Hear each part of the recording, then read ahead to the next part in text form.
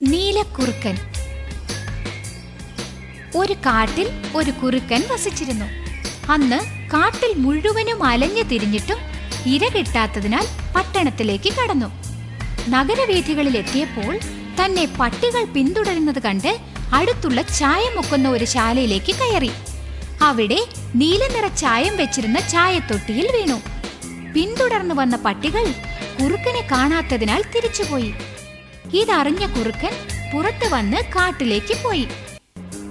കാട്ടിലുണ്ടായിരുന്ന എല്ലാ മൃഗങ്ങളും ഒരു പുതിയ മൃഗം വരുന്നത് കണ്ട് പേടിച്ചു. തന്നെ കണ്ട് എല്ലാ മൃഗങ്ങളും പേടിക്കുന്നു എന്നറിഞ്ഞ കുറുക്കൻ എല്ലാവരെയും കബളിപ്പിക്കാൻ തീരുമാനിച്ചു.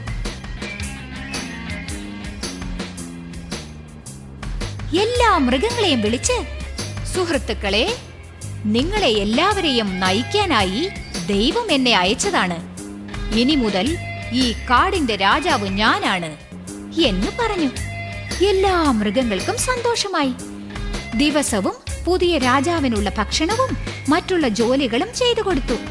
ഒരു ദിവസം കുറുക്കൻ സിംഹാസനത്തിലിരുന്നപ്പോൾ ഒരു കൂട്ടം കുറുക്കന്മാർ ഓലയിടുന്നത് കേട്ടിട്ട് അവനും സ്വയം മറന്ന് ഓലയിട്ടു.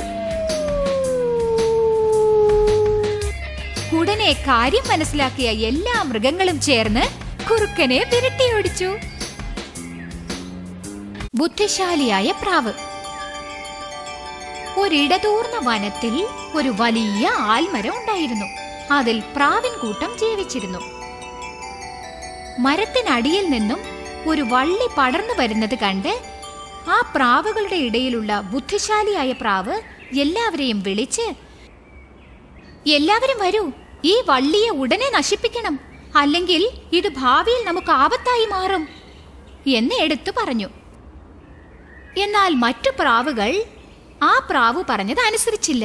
ചില മാസങ്ങൾക്കകം ആ വള്ളി നന്നായി വളർന്ന് മരത്തിന്റെ മുകളിൽ പടർന്നു പന്തലിച്ചു. ഒരു ദിവസം പ്രാവുകൾ ഇര അന്വേഷിച്ചു പോയിരുന്നു. അപ്പോൾ ഒരു വേടൻ പ്രാവുകളെ പിടിക്കാനായി വള്ളിയുടെ മുകളിൽ കയറി വല വിരിച്ചു. രാത്രി കൂടടഞ്ഞ പ്രാവുകൾ വലയിൽ വീണു. കുടുങ്ങിക്കിടന്ന പ്രാവുകൾ വലയിൽ നിന്ന് രക്ഷപ്പെടാൻ എന്താണ് ചെയ്യേണ്ടതെന്ന് ബുദ്ധിശാലിയായ പ്രാവിനോട് ഉപായം ചോദിച്ചു. നാളെ വേടൻ വരുമ്പോൾ എല്ലാവരും മരിച്ചതുപോലെ ഭാവിച്ചാൽ വേടൻ നമ്മെ വലിച്ചെറിയും.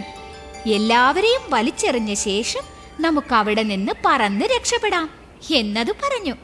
ഇത്തവണ ആ ബുദ്ധിശാലിയായ പ്രാവിന്റെ ഉപദേശപ്രകാരം മറ്റു പ്രാവുകൾ പ്രവർത്തിച്ചതിനാൽ എല്ലാവരുടെയും ജീവൻ രക്ഷപ്പെട്ടു. കാക്കയും പാമ്പും. ഒരിടതൂർന്ന കാട്ടിൽ ഒരു വലിയ മരമുണ്ടായിരുന്നു. അതിൽ ധാരാളം പറവകൾ കൂടുകൂട്ടി താമസിച്ചിരുന്നു. അതുവഴി പോയ ഒരു പാമ്പ് ആ മരത്തിലേക്ക് നോക്കി നിന്നു. ഈ മരം എനിക്ക് താമസിക്കാൻ പറ്റിയ സ്ഥലമാണ് എന്ന് പറഞ്ഞ് അവിടെ താമസമുറപ്പിച്ചു. ഒരു ദിവസം കൂട്ടിൽ ധാരാളം മുട്ടകൾ കണ്ട പാമ്പ്, ഞാൻ വളരെ ഭാഗ്യശാലിയാണ്, എനിക്കിനി ഇര തേടി അലയേണ്ട ആവശ്യമേ ഇല്ല എന്ന് പറഞ്ഞ് മുട്ടകൾ ഓരോന്നോരോന്നായി വിഴുങ്ങി. അന്ന് വൈകുന്നേരം കൂടണഞ്ഞ പറവകൾ കൂടൊഴിഞ്ഞിരിക്കുന്നത് കണ്ട് ഞെട്ടിപ്പോയി. ആ പാമ്പായിരിക്കും നമ്മുടെ മുട്ടകളൊക്കെ തിന്നത്.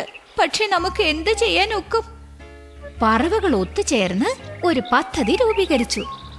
രാജ്ഞി ദിവസവും നീരാടാൻ എത്തുന്ന പൊയ്കയിലെത്തി അവരഴിച്ചു വെച്ചിരുന്ന സ്വർണ്ണാഭരണം കൊത്തിയെടുത്ത് പറന്നുപോയ ഒരു കാക്ക സ്വർണ്ണാഭരണം കൂട്ടിനകത്ത് വെച്ചിട്ട് പോയി.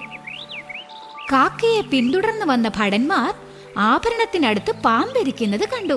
പാമ്പിനെ കൊന്നിട്ട് സ്വർണ്ണാഭരണം എടുത്തുകൊണ്ടുപോയി. അന്നു മുതൽ മുട്ടകൾ സുരക്ഷിതമായി തീർന്നു. പറവകളും ആഹ്ലാദത്തോടെ ജീവിച്ചു. 4 സുഹൃത്തുക്കൾ.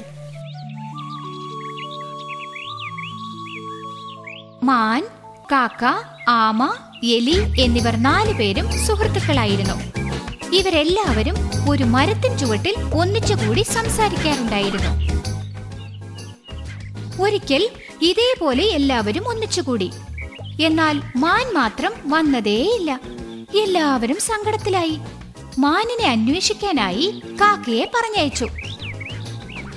കാക്ക അങ്ങുമിങ്ങും അന്വേഷിച്ച് ഒടുവിൽ ഒരു വേടന്റെ വലയിൽ കുടുങ്ങി രക്ഷിക്കണേ രക്ഷിക്കണേ എന്ന് മാൻ നിലവിളിക്കുന്നത് കണ്ടു.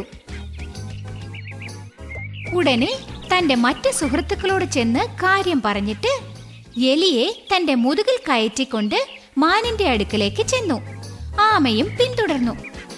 എലി തന്റെ പല്ലുകൾ കൊണ്ട് വല കടിച്ചു മുറിച്ചു മാനിനെ രക്ഷിച്ചു. ഇത് കണ്ട വേടൻ അവിടേക്ക് ഓടിയെത്തി. കാക്ക, എലി, മാൻ എന്നീ 3 പേരും രക്ഷപ്പെട്ടോടി. എന്നാൽ ആമയ്ക്ക് ഓടാൻ കഴിയാത്തതിനാൽ വേടന്റെ പക്കൽ കുടുങ്ങി. തങ്ങളുടെ മറ്റൊരു സുഹൃത്തിന്റെ പ്രശ്നം പരിഹരിക്കാനായി എല്ലാവരും ഒത്തുചേർന്ന് ഒരു തീരുമാനത്തിലെത്തി. മാൻ ആ വേടന്റെ സമീപം അങ്ങുമിങ്ങും നടന്നു. ഇത് കണ്ട വേടൻ ആമയെ പിടിച്ച സഞ്ചി താഴെയിട്ടിട്ട് മാനിനെ പിടിക്കാൻ പോയി. ഉടനെ എലി ആ സഞ്ചി കടിച്ചു കീറി ആമയെ രക്ഷിച്ചു. മാനും പിടിപെടാതെ രക്ഷപ്പെട്ടു.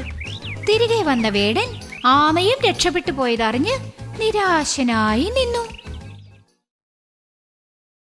നന്ദിയുള്ള കീരി. ഒരു ഗ്രാമത്തിൽ ഒരു വ്യവസായി തന്റെ ഭാര്യയോടും കുഞ്ഞിനോടുമൊപ്പം താമസിച്ചിരുന്നു. ഒരു ദിവസം വൈകുന്നേരം വീട്ടിലെത്തിയ അയാൾ കയ്യിൽ ഒരു കീരി കുഞ്ഞിനെയും എടുത്തുകൊണ്ടുവന്നു. അതിനെ ഭാര്യയുടെ പക്കൽ ഏൽപ്പിച്ചിട്ട് കുഞ്ഞിനോടൊപ്പം കളിക്കാൻ വേണ്ടി അതിനെ വളർത്തണം എന്ന് പറഞ്ഞു. ഒരു ദിവസം ഭാര്യ കടയിലേക്ക് പോകാൻ ഇറങ്ങി. കുഞ്ഞിനെ കീരിയോടൊപ്പം കളിക്കാൻ അനുവദിക്കാതെ അതിനെ തൊട്ടിലിട്ട് ഉറക്കിയിട്ട് ഭർത്താവിനോട് നോക്കിക്കൊള്ളണം എന്ന് പറഞ്ഞിട്ട് പോയി. കടയിൽ നിന്ന് തിരിച്ചെത്തിയ ഭാര്യ വാതിൽക്കൽ രക്തക്കറ പുരണ്ടു നിൽക്കുന്ന കീരിയെ കണ്ട് സ്തംഭിച്ചു നിന്നു. എന്റെ മകനെ കൊന്നുകളഞ്ഞോ എന്ന് അലറിക്കൊണ്ട് കീരിയെ സഞ്ചി കൊണ്ട് അടിച്ചിട്ട് അകത്തേക്ക് ഓടി. എന്നാൽ കുഞ്ഞ് തൊട്ടിലിൽ സുഖനിദ്രയിലായിരുന്നു. താഴെ രക്തത്തിൽ കുളിച്ച് ഒരു പാമ്പ് ചത്തുകിടക്കുന്നത് കണ്ട ആ സ്ത്രീ എന്ത് സംഭവിച്ചു കാണും എന്ന് ഒരു ക്ഷണം ഊഹിച്ച ശേഷം പുറത്തു വന്ന് കീരിയുടെ മുന്നിൽ മുട്ടുകുത്തി പാമ്പിനെ കൊന്ന് എന്റെ കുഞ്ഞിനെ രക്ഷിച്ചു എന്ന് പറഞ്ഞു കരഞ്ഞു. എന്നാൽ ആ കീരി പ്രതികരിച്ചില്ല. കാരണം അത് മരിച്ചിരുന്നു. കുരങ്ങനും മുതലയും. ഒരു നദിക്കരയിൽ ഒരു വലിയ ആപ്പിൾ മരം ഉണ്ടായിരുന്നു. ആ മരത്തിൽ ഒരു കുരങ്ങൻ വസിച്ചിരുന്നു.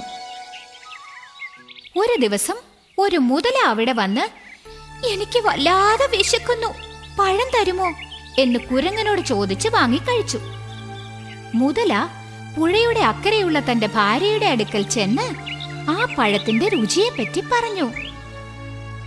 അത്യാഗ്രഹിയായ ആ പെൺമുതല പഴത്തിന് അത്രയും രുചിയുണ്ടെങ്കിൽ ആ പഴങ്ങൾ ദിവസവും ഭക്ഷിക്കുന്ന ആ കുരങ്ങിന്റെ ഹൃദയത്തിന് എത്ര മധുരം ഉണ്ടാവും എന്ന് ചിന്തിച്ച് തന്റെ ഭർത്താവിനോട് ആ കുരങ്ങന്റെ ഹൃദയം എടുത്തുകൊണ്ടുവരാൻ പറഞ്ഞു. തന്റെ ഭാര്യയുടെ പിടിവാശിയെപ്പറ്റി നന്നായി മനസ്സിലാക്കിയിട്ടുള്ള ആൺമുതല വേറെ വഴിയില്ലാതെ കുരങ്ങന്റെ അടുക്കൽ ചെന്നു. കുരങ്ങേ കുരങ്ങേ, എന്റെ ഭാര്യ നിന്നെ വിരുന്നിന് ക്ഷണിച്ചിട്ടുണ്ട് എന്ന് പറഞ്ഞ് കുരങ്ങനെ തന്റെ മുതുകിൽ കയറ്റി യാത്രയായി. സത്യം മറച്ചു വെക്കാനാവാതെ പുഴയുടെ നടുവിൽ വെച്ച് കുരങ്ങനോട് കാര്യം പറഞ്ഞു. പക്ഷേ ബുദ്ധിശാലിയായ കുരങ്ങൻ, സുഹൃത്തേ, നീ ഇതാദ്യം തന്നെ പറഞ്ഞിരുന്നെങ്കിൽ ഞാൻ എന്റെ ഹൃദയം മരത്തിൽ തന്നെ വെച്ചിട്ട് വരില്ലായിരുന്നല്ലോ. ശരി, നമുക്ക് തിരിച്ചു ചെന്ന് എടുത്തുകൊണ്ട് വരാം എന്ന് പറഞ്ഞ് ഇരുവരും തിരികെ മരത്തിനരികിലെത്തി. ഉടനെ കുരങ്ങൻ മരത്തിലേക്ക് ചാടിക്കയറി, മുതലേ, ചെന്ന് നിന്റെ ഭാര്യയോട് ലോകത്തിലേക്കും വെച്ച് ഏറ്റവും വലിയ മരമണ്ടൻ നിന്റെ ഭർത്താവാണെന്ന് പറയേ എന്ന് ചിരിച്ചുകൊണ്ട് പറഞ്ഞു. മനോഹരമായ തോണി. തവള, എലി, കോഴിക്കുഞ്ഞ്, ഉറുമ്പ്, വണ്ട് എന്നീ 5 സുഹൃത്തുക്കളും ഒരുമിച്ച് പോവുകയായിരുന്നു. പെട്ടെന്നൊരു ഓവുചാലിന്റെ അടുക്കലെത്തി.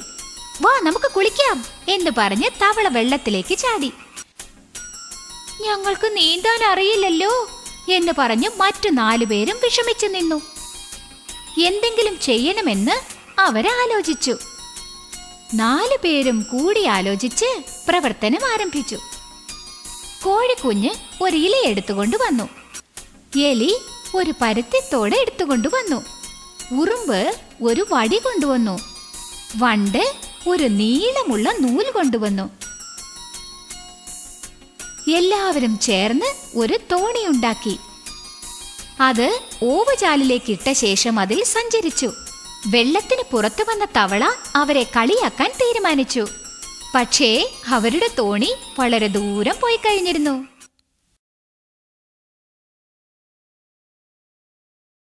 മൂന്ന് മീനുകൾ. ഒരു വലിയ തടാകത്തിൽ 3 വലിയ മീനുകൾ ജീവിച്ചിരുന്നു.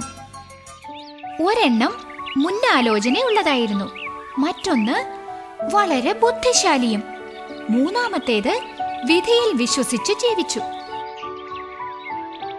ഒരു ദിവസം 2 മുക്കുവന്മാർ അവിടെ എത്തി. ഇവിടെ ധാരാളം മീനുകളുണ്ട്, നാളെ ഇവിടെ വന്ന് മീൻ പിടിക്കാം എന്ന് പറഞ്ഞത് കേട്ട ആദ്യത്തെ മീൻ മറ്റ് 2 മീനുകളെയും കണ്ട് വിവരം അറിയിച്ചു. വരൂ, നമുക്കുടനെ ഈ സ്ഥലം വിട്ടു പോകണം എന്ന് ബുദ്ധി ഉപദേശിച്ചു. എന്നാൽ മറ്റ് 2 മീനുകളും അതിന് സമ്മതിച്ചില്ല. ബുദ്ധിശാലിയായ മീൻ, എന്തൊക്കെ സംഭവിച്ചാലും ഞാൻ അതിനെ നേരിടും എന്ന് പറഞ്ഞു. മൂന്നാമത്തെ മീൻ, എല്ലാം വിധി പോലെ നടക്കട്ടെ എന്ന് പറഞ്ഞു. അടുത്ത ദിവസം മുക്കുവന്മാർ അവിടെ വന്ന് വല വിരിച്ച് എല്ലാ മീനുകളെയും പിടിച്ചു. ബുദ്ധിശാലി മീൻ മരിച്ചതുപോലെ ഭാവിച്ചു. മുക്കുവൻ അതിനെ വലിച്ചെറിഞ്ഞു. വിധിയെ വിശ്വസിച്ച മീൻ തുള്ളിച്ചാടിക്കൊണ്ടിരുന്നു. ഒരു മുക്കുവൻ അതിനെ വടികൊണ്ടടിച്ചു കൊന്നു. ബുദ്ധിശാലിയായ പ്രാവ്. ഒരു കാട്ടിൽ മറ്റു മൃഗങ്ങളോടൊപ്പം ഒരാമയും 2 താറാവുകളും പാർത്തിരുന്നു. അവിടെ വർഷങ്ങളോളം മഴ പെയ്യാതിരുന്നതിനാൽ മൃഗങ്ങൾ മറ്റു സ്ഥലങ്ങളിലേക്ക് കുടിയേറിക്കൊണ്ടിരുന്നു. 2 താറാവുകളും അവിടെ നിന്ന് മറ്റൊരു സ്ഥലത്തേക്ക് പോവാൻ തീരുമാനിച്ചു. അവരുടെ സുഹൃത്തായ ആമയോട് വിട പറയണമെന്ന് കരുതി. ആമ സങ്കടത്തോടെ, സുഹൃത്തുക്കളെ, എന്തിനാണ് എന്നെ തനിച്ചാക്കിയിട്ട് പോകുന്നത്? ഞാൻ നിങ്ങളുടെ സുഹൃത്തല്ലേ, എന്നെയും കൂട്ടിക്കൊണ്ടു പോകൂ എന്ന് പറഞ്ഞു. നിന്നെ എങ്ങനെ കൂട്ടിക്കൊണ്ടു പോകാനാ എന്ന് താറാവുകൾ ചോദിച്ചു. ഒരു നീളമുള്ള വടിയെടുത്ത് അതിന്റെ ഇരുവശവും നിങ്ങൾ കടിച്ചു പിടിച്ചുകൊള്ളുവിൻ. ഞാൻ അതിന്റെ നടുവിൽ എന്റെ വായ കൊണ്ട് പിടിച്ചുകൊള്ളാം. എന്നിട്ട് എല്ലാവരും ചേർന്ന് പറന്നു ചെല്ലാം എന്ന് പറഞ്ഞു. ഇടയ്ക്ക് ഒരു കാരണവശാലും വായ തുറക്കരുത് എന്ന് ആമയ്ക്ക് താറാവുകൾ മുന്നറിയിപ്പ് നൽകി. അങ്ങനെ ചെയ്യാൻ ഞാൻ എന്താ വിട്ടിയാണോ എന്ന് ആമ ചോദിച്ചു. എല്ലാവരും യാത്ര തുടങ്ങി. കാടും മലയും കടന്ന് നഗരത്തിന് മുകളിൽ പറന്നു ചെന്നുകൊണ്ടിരിക്കുമ്പോൾ ഈ കാഴ്ച കണ്ട ജനങ്ങൾ ബഹളം വയ്ക്കാൻ തുടങ്ങി. ഇതിഷ്ടപ്പെടാത്ത ആമ വായ തുറന്ന് തിരിച്ച് ബഹളം വെക്കാൻ പരിശ്രമിച്ചു. ഉടനെ തന്നെ താഴെ വീണു മരിച്ചു. ബുദ്ധിശാലിയായ മുയൽ. ഒരു വലിയ കാട്ടിൽ ഒരു സിംഹം ജീവിച്ചു വന്നിരുന്നു.